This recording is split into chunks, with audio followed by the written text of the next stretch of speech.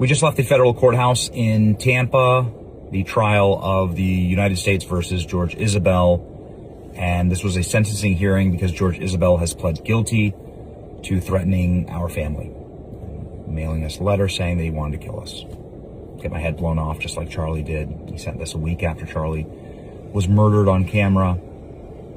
And George Isabel was sentenced to 11 months in prison, 2 years of probation back in California.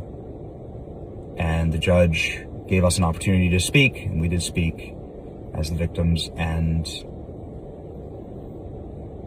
was incredible listening to the judge reason through all of this, because you can really assess the value of the judicial system based on how it treats the most vulnerable in society, and that would be little innocent children.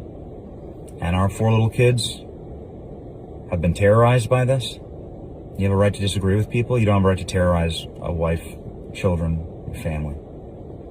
And there was like months that our children couldn't go outside. You have to hire security.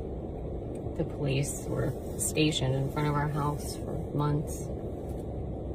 You have to totally change the way that you live when people are sending you very detailed death threats. And of course, this is just one of multiple instances that occurred at our home. And please, I'm asking every Christian out there, pray against this. Like, this is just, I mean,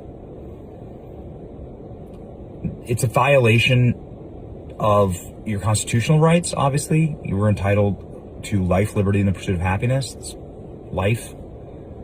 And then also First Amendment rights, but then also just like the rights to live, like, and have a childhood for these kids. It's something that the judge really considered and really talked about. And it was wonderful to see. It was encouraging. It was encouraging.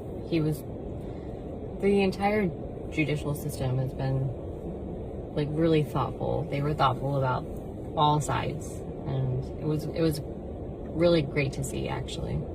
I would encourage you, if you're somebody, it really doesn't matter, like public official or not.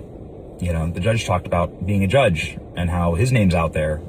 People know who he is and how this affects him, or a member of Congress.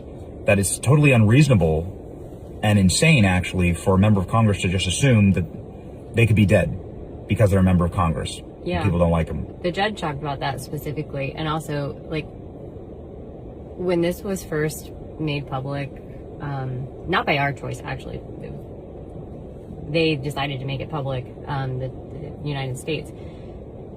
A lot of the people commenting were like, "Oh, well, you guys are out there, so like we shouldn't accept a society where it's just okay to terrorize people because they're out there." Well, even if you're not out there, if you're a cashier at Chick-fil-A and you live a quiet life and somebody's pissed off at you because that's just what happens in life, they also don't have somehow a constitutionally protected right to terrorize you.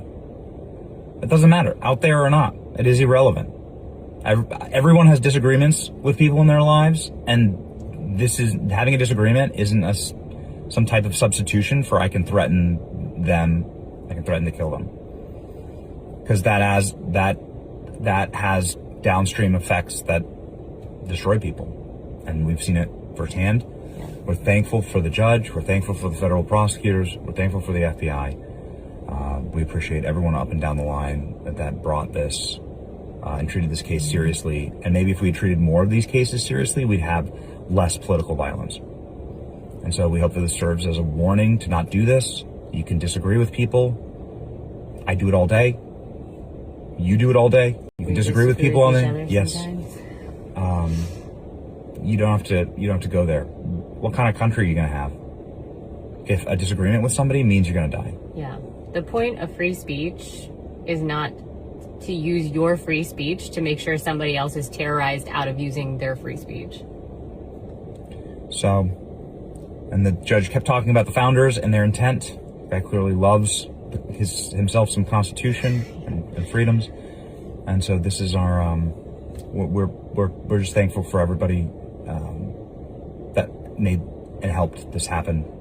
We're thankful for the judge also in this ruling to send a message that this cannot be allowed and that you can't have a civil society if this is the norm.